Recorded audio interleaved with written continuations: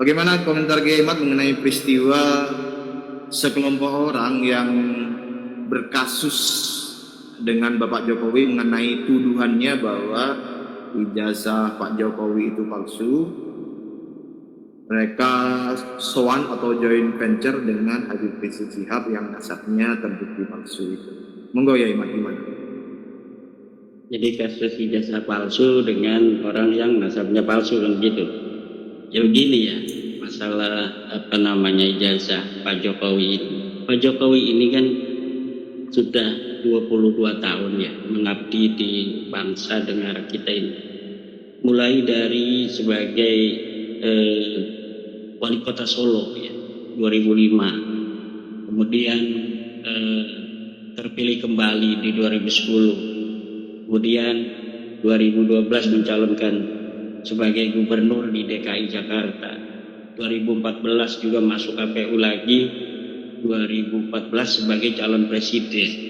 Kemudian 2019 beliau menggunakan ijazah itu lagi untuk calon presiden yang kedua. Jadi apa iya gitu? Kan di situ ada KPU yang memverifikasi data-data seorang calon. Apakah KPU di Solo waktu itu begitu bodoh menerima sebuah ijazah yang palsu kemudian diloloskan? Kemudian kalau misalnya waktu pertama itu palsu, apa iya dalam proses politik selama 5 tahun di mana beliau menjadi seorang wali kota kan tentu ada musuh-musuh politik. Kalaulah itu ijazahnya palsu, sementara dia nyalonnya di Solo, tentu kan banyak teman-temannya di Solo juga. Lah dia dulunya sama saya gitu, tahun 1980 itu dia bersama saya, mancing-mancing aja ndak sekolah atau ndak kuliah. Pasti ada yang begitu tuh. Tapi buktinya beliau bisa untuk nyalon lagi 2010, ya kan? Nah tentu ini secara logika saja, ini sudah jauh lah. Kalau kita mengatakan tentang ijazah Pak Jokowi itu palsu atau tidak, jadi sudah tidak relevan, jadi sudah tidak masuk logika publik, ya kan? Kemudian kita lihat bagaimana Pak Jokowi tahun 2005 menjadi wali kota. Prestasi-prestasi beliau yang diakui bukan hanya oleh orang Solo. Beliau diakui oleh Bung Hatta Award sebagai orang-orang yang seorang pemimpin wali kota yang mampu untuk memimpin kotanya dengan baik. Juga dari Harian Republika beliau dinobatkan sebagai tokoh pembaruan 2010 oleh Harian Republika. Kemudian bagaimana reformasi birokrasi beliau selama menjadi wali kota Solo itu, dan prestasi yang paling diacungi jempol adalah kasus pemindahan para pedagang kaki lima dari Taman Banjarsari ke Pasar Kritikan. 900 pedagang PKL itu dengan sukarela bisa untuk direlokasi ke Pasar Kritikan. Sementara kalau sudah bicara tentang ekonomi, bicara tentang pedagang kaki lima, rakyat kecil, kan ini sangat riskan. Di situ ada sesuatu, banyak jebakan-jebakan oleh seorang politisi untuk bisa dipilih kembali karena sudah terkait dengan ekonomi masyarakat kecil. Tetapi Pak Jokowi bisa melakukannya tanpa gejolak, dan dengan sukarela para pedagang-pedagang itu mau direlokasi ke Pasar Kritikan dari Banjarsari, dari Taman Banjarsari, sehingga kemudian menjadi taman yang indah. Dan bagaimana pembuatan KTP dipermudah, kemudian pelayanan kesehatan, peningkatan lapangan kerja, sehingga pengangguran dikurangi dan lain sebagainya. Kemudian ketika 2 tahun beliau menjadi gubernur di DKI Jakarta, sudah banyak program-program walaupun dengan sebuah pemerintahan yang bisa dikatakan singkat, tapi 2 tahun itu beliau sudah banyak gebrakan-gebrakan melalui Kartu Indonesia, Kartu Jakarta Pintar, Kartu Jakarta Sehat, dan lain sebagainya. Kemudian ketika jadi presiden, coba bayangkan Mas Rifki, selama beliau 2 periode jadi presiden, Indonesia ini sudah 40 lebih bendungan yang bisa dibangun selama pemerintahan Pak Jokowi. Ribuan kilometer jalan nasional itu dibangun oleh Pak Jokowi. Mungkin mencapai 6.000 kilometer jalan nasional. Kemudian 2.700 jalan tol. Hingga kita ke Surabaya itu sekarang 910 jam sudah nyampe. Kemudian jalan desa, Bang Rifki, coba jalan desa itu 300.000 kilometer jalan desa dibangun oleh Pak Jokowi selama pemerintahan. Kemudian jembatan di desa-desa itu 2 juta meter jembatan desa bisa dibangun oleh Pak Jokowi. Kemudian pelabuhan dan bandara itu bisa dibangun oleh Pak Jokowi. Kemudian IKN, ini adalah mercusuar IKN ini yang harus dilanjutkan, karena ini adalah merupakan jawaban dari berbagai macam permasalahan DKI Jakarta. Pemerataan pembangunan antara Indonesia, Pulau Jawa dengan pulau lainnya. Dan ini mampu dilakukan dengan keberanian dan kecerdasan oleh Pak Jokowi tanpa banyak ngomong kan. Lalu tiba-tiba hari ini ada orang ketika Pak Jokowi sudah selesai menjalankan tugas sebagai pemimpin yang diakui oleh dunia, juga diakui sendiri oleh Bapak Presiden kita yang ke-8 hari ini, Bapak Prabowo, bahwa Bapak Jokowi sebagai Presiden ke-7 itu telah mampu membawa Indonesia ini sampai pada sekarang ini dalam tahap-tahap rakyat tidak kekurangan makan, rakyat relatif sejahtera. Kemudian Pak Prabowo sebagai seorang manusia yang menunjukkan rasa terima kasih kepada Pak Jokowi ketika beliau beberapa kali sejak tahun 2004 atau 2000 berapa mencalon belum pernah jadi. Didukung Pak Rizik Syihab itu nggak pernah jadi. Ketika nggak didukung Pak Rizik Syihab, didukung Pak Jokowi malah jadi. Tentu yang menurut Gus Dur, Bapak Prabowo adalah merupakan sosok yang ikhlas. Kalau yang mau yang ikhlas pilih Pak Prabowo. Kalau mau ikhlas itu Pak Prabowo. Begitu kalau Gus Dur. Maka karena saya meyakini Gus Dur seorang waliullah, saya kira Bapak Prabowo tidak akan melupakan Bapak Jokowi. Jadi orang yang ingin memisahkan antara Bapak Prabowo dan Bapak Jokowi, menginginkan Bapak Jokowi ditinggalkan oleh Bapak Prabowo, saya kira itu mimpi di siang bolong. Usaha-usaha ijazah palsu ini dikemukakan, kemudian juga merupakan sebuah upaya-upaya itu. Bagaimana seorang Joko Widodo yang telah membantu Bapak Prabowo sampai beliau menjadi seorang presiden, walaupun tentu dengan kerja-kerja kolektif dari tim Bapak Prabowo yang lain juga. Tetapi saya kira Bapak Prabowo menginsafi bahwa peran Bapak Jokowi dalam menjadikan beliau sebagai presiden itu besar. Nah, dari situ usaha-usaha untuk memisahkan antara Bapak Prabowo dan Bapak Jokowi adalah mimpi di siang bolong. Dan usaha-usaha yang aneh lagi adalah usaha untuk bagaimana Bapak Gibran ini dimajukan sebagai wakil presiden. Bagaimana seorang presiden dan wakil presiden yang dipilih secara sah oleh pemilu yang sah, suara rakyat yang harus dihormati, kemudian tiba-tiba ada beberapa kelompok orang yang meminta kepada Bapak Presiden untuk memasukkan Gibran pasangannya sendiri. Saya kira ini cara berpikir yang ada masalah di sana. Nah, kalau dia mempermasalahkan atau mereka mempermasalahkan Bapak Gibran, berarti mempermasalahkan juga Bapak Prabowo ketika mempermasalahkan kedudukan Bapak Gibran Rakabuming Raka sebagai wakil presiden yang sah yang dipilih secara demokratis oleh suara rakyat, kemudian dipermasalahkan karena katanya ada sesuatu yang cacat secara secara konstitusi. Seharusnya dipermasalahkannya itu adalah ketika sedang kampanye. Jangan orang-orang yang sekarang menggugat itu bahkan ikut kampanye mendukung calon lainnya. Dia tidak sama sekali tidak mempermasalahkan tentang legitimasi disahkannya Bapak Gibran sebagai calon wakil presiden. Justru ketika sudah selesai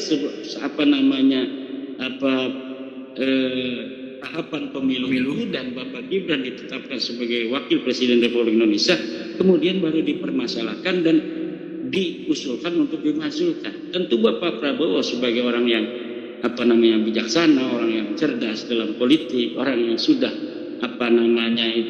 digembleng, dikawat candra di muka kehidupan, bahkan beliau sebagai kesatria Indonesia yaitu sebagai tentara, tidak akan mudah untuk ditekan, tidak akan mudah untuk diberikan masukan-masukan yang tidak masuk akal seperti itu.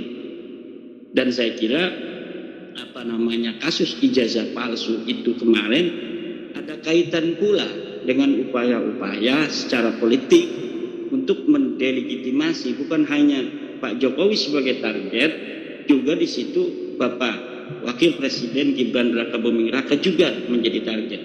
Dan saya kira bangsa Indonesia yang telah memberikan suaranya terhadap Bapak Gibran itu tidak akan rela suaranya kemudian dipermainkan hanya karena ada kekurangan puasan secara elektoral, kekalahan dalam pemilu, kemudian orang-orang ini kemudian mempermasalahkan legitimasi Bapak Gibran sebagai wakil presiden.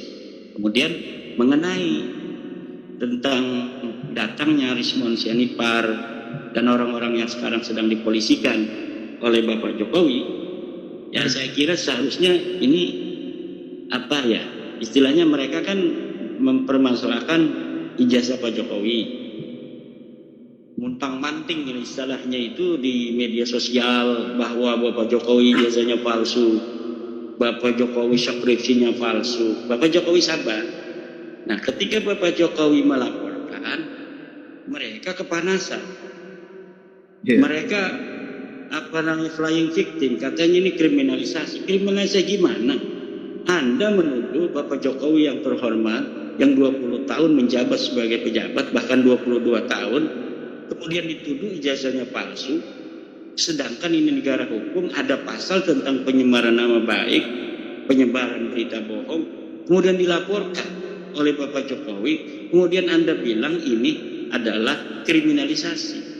Kriminalisasi itu orang yang tidak melakukan tindakan kriminal kemudian dikriminalkan, itu namanya kriminalisasi. Orang yang tidak sebagai pengedar narkoba kemudian ditaruh narkoba di mobilnya atau di rumahnya kemudian dituduh sebagai pengedar narkoba, itu namanya kriminalisasi. Tetapi orang yang jelas ada jejak digitalnya, dia mengatakan Bapak Jokowi ijazahnya palsu, sudah diberikan klarifikasi dari UGM bahwa kami yang mengeluarkan ijazah dan kami memastikan ijazah Pak Jokowi ini asli. Mereka tidak terima, masih aja mereka itu mengatakan ijazah Bapak Jokowi palsu. Kemudian teman-teman Pak Jokowi banyak yang satu kelas telah memperlihatkan ijazahnya sama dengan ijazah Pak Jokowi.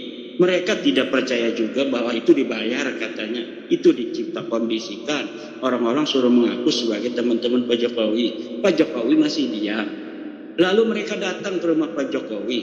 Apa itu akhlak Indonesia? Bukan. Itu bukan akhlak Indonesia. Ada orang yang tiba-tiba datang ke rumah orang, Assalamualaikum, Bapak coba saya ingin lihat ijazah Bapak asli atau bukan.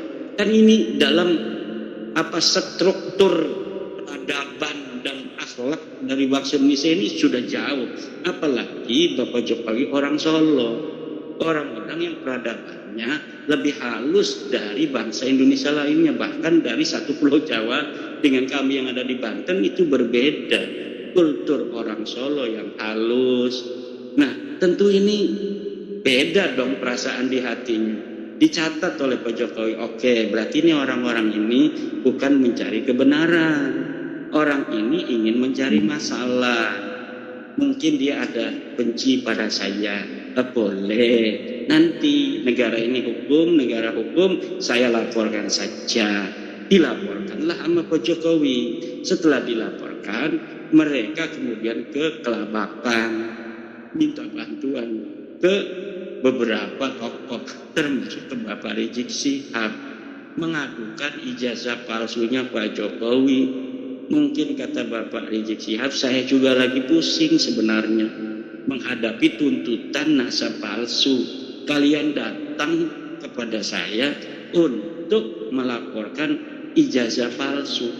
Antara ijazah palsu dan nasab palsu, mana yang lebih berat? Seharusnya saya yang datang pada Anda untuk meminta bantuan tentang nasab palsu, bukan Anda datang pada saya untuk meminta bantuan tentang ijazah palsu. Mungkin begitu, tapi kan kita nggak tahu ya. Cuma saya kira ini aneh ya, atau bukan aneh. Kita bisa untuk kemudian mengambil kesimpulan bahwa sebuah gerakan yang sebelumnya itu tidak diketahui, gerakan ini sepertinya ini dari rakyat yang menemukan indikasi adanya kepalsuan ijazah dari Time New Roman yang tidak ada di tahun 1980-an, kemudian sudah ada dicetakan misalnya skripsinya di ijazahnya, kan asalnya itu dari masyarakat kelihatannya. Tapi ketika mereka mendatangi Bapak Rizik udah kelihatan, oh berarti ini circle-nya di sini, benang merahnya ini. Satu orang yang mempunyai dendam politik karena kalah melulu dalam pemilu, mendukung calon kalah melulu, FPI-nya kemudian dibubarkan, ada dendam di situ mungkin kan. Nah kemudian ketika dipermasalahkan, nyatanya datangnya ke dia juga, berarti ini di situ benang merahnya, dan ini kita bisa lihat. Assalamualaikum warahmatullahi wabarakatuh. Jumpa lagi dengan saya DJ Anak Jenderal. Di video sebelumnya ketika saya membahas tentang Rismon yang nyamperin Habib Rizik untuk meminta perlindungan karena dia dilaporin oleh Bapak Jokowi, ternyata tidak hanya Rismon yang menghadap Habib Rizik, tapi juga mantan jenderal yang diwakili oleh Pak Umis itu datang menemui Habib Rizik. Bertemunya Rismon dengan Habib Rizik saja membuat saya heran. Kenapa Rismon ketemu Habib Rizik? Apa dia mau mu'alaf, mau lock-in supaya dia dibela oleh umat Islam? Ketika dia dilaporin ke polisi oleh Pak Jokowi, dibela oleh umat Islam karena dia lock-in gitu. Kenapa dia tidak menemui pendeta untuk meminta perlindungan? Dari sini saja kita tahu bahwa Rismon itu menemui orang yang punya banyak pasukan. Artinya apa? Rismon ini menjadi bagian dari orang-orang yang memang menginginkan kerusuhan. Yang datang ke kediamannya Habib Rizik ini ternyata bukan Rismon saja, tapi ada juga mantan jenderal yang membahas tentang kesepakatan 8 poin itu. Kenapa mantan jenderal ini ketemu dengan Habib Rizik? Bisa kita katakan mereka ingin mempertontonkan ke kita, ke masyarakat, bahwa mereka ini nggak main-main dengan 8 kesepakatan itu. Mereka bahkan memanfaatkan Habib Rizik sebagai kekuatan. Pangkat mereka yang jenderal walaupun mantan ditambah dengan kekuatannya Habib Rizik, mungkin menurut mereka bisa membuat rakyat Indonesia ketakutan. Kita semua tahu kan Habib Rizik kekuatannya seperti apa. Omongan Habib Rizik ini udah dianggap omongan Tuhan oleh pengikutnya untuk memperoleh support, dukungan, kekuatan datang ke rumah Habib Rizik. Begitu pula dengan si Rismon, orang-orang yang dalam kondisi kalut, bingung, datang menemui Habib Rizik.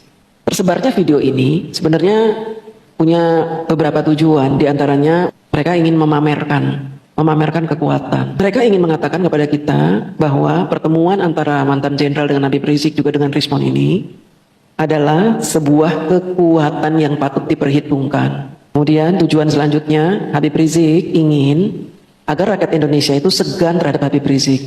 Mantan jenderal saja datang ke kediamannya. Seorang dokter ahli aja datang menemui dia. Artinya Habib Rizik ini kan yang dituakan, orang yang disegani, yang dituakan. Tapi kalau kita berpikir secara logis gitu ya, orang yang menemui seorang ahli agama itu pasti orang yang meminta nasihat. Nah ini kan enggak. Mereka menemui Habib Rizik untuk didukung kejahatannya. Yang satu ingin memaksulkan wakil presiden dan melakukan makar, minta dukungan. Yang satu ingin menyebarkan fitnah, minta didukung juga. Jangan-jangan selama ini kita dikibulin dengan Habib Rizik, seolah-olah dia itu orang yang menyebarkan kebaikan, mengajarkan agama, memberikan nasihat-nasihat untuk akhirat, kebaikan-kebaikan dunia dan bekal kita untuk akhirat nanti menghadap Allah. Ternyata Habib Rizik justru mendukung orang-orang jahat ini. Dan ketika Habib Rizik ini bernarasi menyudutkan Mas Gibran, Habib Rizik kayaknya dendam sekali dengan Pak Jokowi. Coba kita saksikan videonya. Memberikan dukungan sepenuhnya atas pernyataan, yaitu 8 pernyataan diberikan oleh para purnawirawan jenderal, ada 100 lebih jenderal, ada buruan di sana, marsikal, laksamana, kolonel, dan seterusnya. Ini satu pernyataan yang sangat baik. Saya berharap pemerintahan kita menjadikan 8 pernyataan para purnawirawan tadi sebagai bahan masukan untuk mengambil pertimbangan. Jadi jangan diabaikan, ini masukan, pelajari. Kalau memang masukan tersebut bagus, masukan tersebut untuk perubahan ke arah yang lebih baik bagi bangsa Indonesia, wajib untuk diakomodir oleh pemerintah. Teman-teman dengar ya, kata-kata wajib diakomodir oleh pemerintah. Jadi Habib Rizik ini mewajibkan pemerintah untuk mengakomodir pernyataan 8 poin itu dari mantan jenderal itu. Emang dia siapa ya, mewajibkan pemerintah mengakomodir? Kayak maksa gitu ya. Nah ini teman-teman, sangat berbahaya ketika ada seorang tokoh yang dimuliakan sedemikian rupa, padahal jejak-jejak digital sudah menyebutkan kejahatan yang dia lakukan selama ini buat Indonesia, buat NKRI. Bahkan dia punya keinginan dan cita-cita menjadikan Indonesia ini negara khilafah, menolak Pancasila dengan menyebut Pancasila dengan kata-kata yang kotor. Menyebut bendera merah putih itu musyrik. Dia juga pernah menyebut tentara kita dengan sebutan-sebutan jelek, polisi kita dengan sebutan-sebutan jelek. Tapi dia dimuliakan. Dimuliakan oleh siapa? Oleh orang-orang yang membenci pemerintah.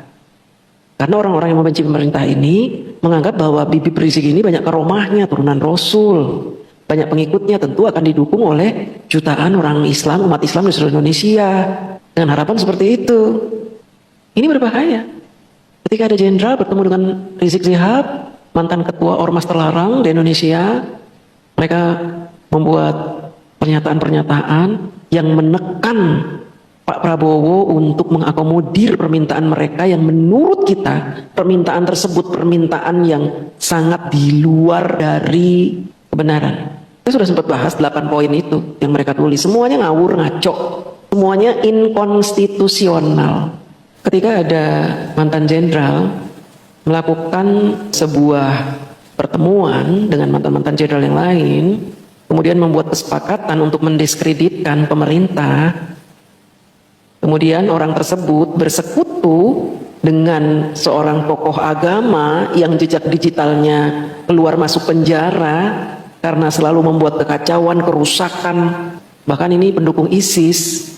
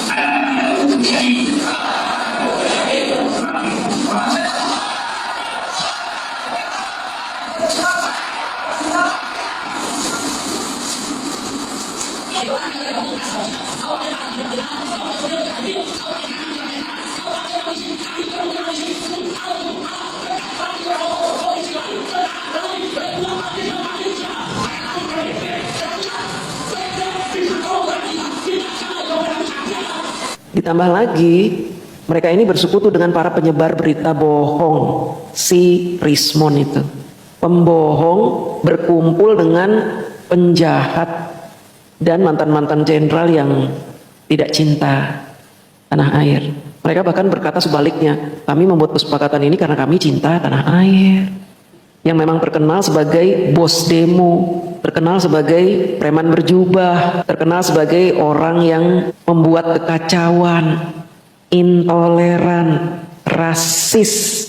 Ngapain mantan jenderal bergabung dengan beliau ini? Ngapain? Apa? Nakut-nakutin kita, rakyat gitu, nakut-nakutin.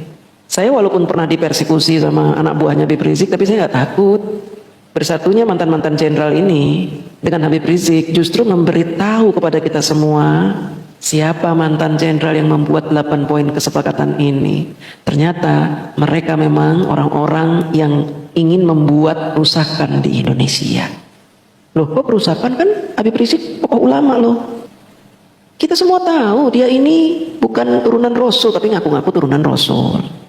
Kemudian dia ini ngaku-ngaku sebagai tokoh agama, padahal dalam setiap ceramahnya dia selalu mengajarkan kebencian, kata-katanya kasar, memprovokasi umat untuk membenci, bahkan menghalalkan menyebarkan fitnah. Ada itu videonya. Coba mencari kesalahan-kesalahan, bahkan kalau nggak ada kesalahan, dan buat fitnah-fitnah yang bisa diterima oleh masyarakat tentang mereka. Dulu boleh Habib Rizik itu banyak pengikutnya, bisa mendatangkan 2 juta orang untuk menyerbu ke Monas, boleh. Tapi ketika ada tesis yang menyatakan bahwa orang Yaman itu tidak ada yang menjadi keturunan Rasulullah, pengikut dia sudah mulai berkurang. Kalau video itu hanya ingin nakut-nakutin kita, mohon maaf, kita sudah tahu jumlah pengikut Habib ini sudah berkurang jauh. Dalam demo-demo aja yang datang cuma paling banter 500 orang, kebanyakan juga 100, 200 segitu aja. Yang datang juga nenek-nenek, kakek-kakek. Jangan dibiarkan orang-orang ini menakut-nakuti kita dengan mengadakan pertemuan lalu disiarkan. Seolah-olah mereka ini ingin membuat kubu yang menginginkan Pak Jokowi dipenjara, kubu yang menginginkan Gibran diturunkan, kubu yang menginginkan berita hoax, fitnah jadi garda terdepan. Gimana sih cara berpikirnya ini ya? Kita semua tahu siapa Habib Rizik ini. Dia sudah tidak punya kekuatan apa-apa. Bahkan dia tidak bisa menolak ketika bangunan-bangunan liar di puncak itu dibongkar oleh Kang Deddy. Gak punya kekuatan dia. Gak ada kekuatannya. Mantan-mantan anak buahnya banyak yang sudah sadar. Coba kita dengerin lagi. Jadi sekali lagi, saya mendukung 8 pertanyaan tadi. Akan saya tambahkan satu lagi. Yang ke-9, tangkap dan adili Jokowi. Adil. Nah, kenapa saya tambahkan begitu? Karena Jokowi ini memang problemnya dia ini yang bikin problem. Ini segala sesuatu ini yang bikin problem itu. Bukan hanya urusan ijazah saja. Dua macam urusan. Bahkan dulu waktu saya di Mekah, saya sempat membuka syair dengan judul Seragam Bohong. Orang seperti ini kalau masih dianggap ulama sih aduh keterlaluan ya. Dari cara dia bicara itu emang dia ingin menjatuhkan Pak Jokowi. Benci sekali dia dengan Pak Jokowi. Bahkan dia bangga pernah membuat puisi judulnya Si Raja Bohong katanya. Jokowi harus diadili karena dia ini yang membuat keributan katanya. Kapan Pak Jokowi membuat keributan? Bukannya Habib Rizik yang bikin keributan terus, caci maki terus. Ajaran-ajaran seperti itu tuh aduh bahaya Pak. Tuduhan, fitnah. Kapan Pak Jokowi bikin ribut? Yang bikin ribut itu Bapak. Selalu bikin ribut. Demo berjilid-jilid. Disuruh datang ke Bareskrim ngumpet. Sampai-sampai mengorbankan 6 laskar. Dijadiin bemper. Giliran 6 laskarnya kalah melawan polisi, nyala-nyalain pemerintah. Katanya ini adalah pembantaian, kezoliman. 6 laskar itu mati ya karena kamu, Bib. Disuruh ngawal kamu. Karena kamu ketakutan dipanggil polisi. Pengecut kamu, Bib. Kabur ke Arab sampai 3 tahun. Ketika visanya habis, baru dia pulang. Itu juga kalau nggak dibantu oleh pemerintah, nggak bisa lama-lama di sana.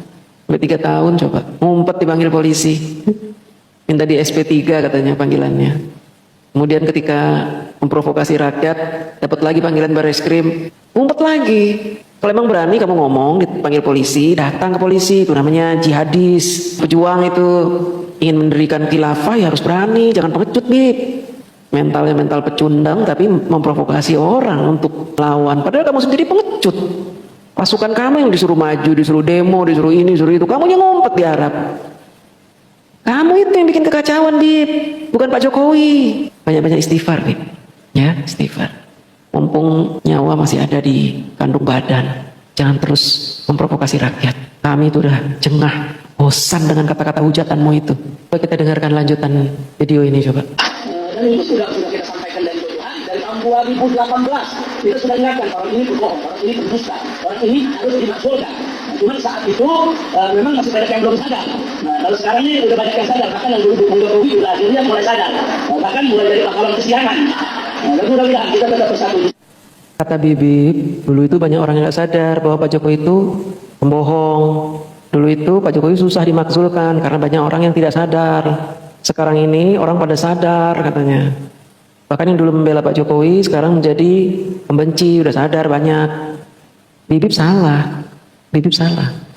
10 tahun Pak Jokowi tidak bisa dimakzulkan karena apa? Karena Bibip tidak punya bukti apapun dengan tuduhan Bibip itu. Bukan karena banyak orang yang tidak sadar. Dan sekarang kata Bibip banyak orang yang sadar. Siapa yang sadar, Bib? Siapa yang menurut Bibip banyak orang yang sadar gitu? Justru orang-orang PDIP itu yang sekarang membenci Pak Jokowi bukan karena dia sadar. Tapi mereka itu membuka kedoknya bahwa selama ini mereka mendukung Pak Jokowi karena pamrih. Mendukung Pak Jokowi karena dunia. Sama dengan Bibip. Bibip itu pakai udeng-udeng, pakai sorban karena dunia kan. Supaya dihormati orang, supaya dapat jabatan, supaya enak punya kedudukan, supaya punya harta berlimpah ruah, supaya dimuliakan, dianggap orang suci. Lalu Bibip bicara seenaknya. Karena menurut Bibip, orang-orang pasti percaya dengan omongan gue. Kan gue mulia, cucu Nabi, gak ada yang berani menghina gue. Kan mereka takut kualat. Jadi gue ngomong apa aja mereka pasti percaya, gitu kan. Ingat Kiai Haji Imaduddin itu yang sudah menemukan bahwa orang-orang Yaman itu bukan turunan Rasul, tapi turunan Fir'aun, turunan Israel. Makanya saya jadi tidak heran kenapa Bibip Rizik Sihab ini mulutnya kotor kalau bicara, kasar, kotor. Ya karena memang turunan Israel, turunan Fir'aun. Maunya dipuja-puja, maunya disembah-sembah, disujud-sujutin, maunya dicium-cium kakinya, maunya dimuliakan. Kalau ada orang yang nggak memuliakan, udah dicaci maki, dibilang kafir lah, dibilang menentang Islam. Padahal kami ini Islam, masa kami menentang Islam? Kami hanya tidak suka cara Bibip berpolitik. Ustadz boleh berpolitik? Boleh, tapi kalau menjual agama itu yang berbahaya, Bib. Kalau menjual agama itu tidak sehat politiknya. Berpolitik silahkan, Rasulullah SAW juga berpolitik. Tapi kan nggak seperti Bibip. Mencaci maki, menyebarkan fitnah, membenarkan hoax, ngata-ngatain orang, membuli. Tidak ada, Bib. Kalau Bibip turunan darah Rasulullah, tidak mungkin mulut Bibip ini kotor. Kami umat Islam juga udah tahu, Bib. Siapa ulama yang patut kami ikuti, siapa yang tidak. Gak usah merasa orang paling hebat di Indonesia. Tes DNA aja dulu lah. Buktikan kepada kami bahwa kamu bernyali.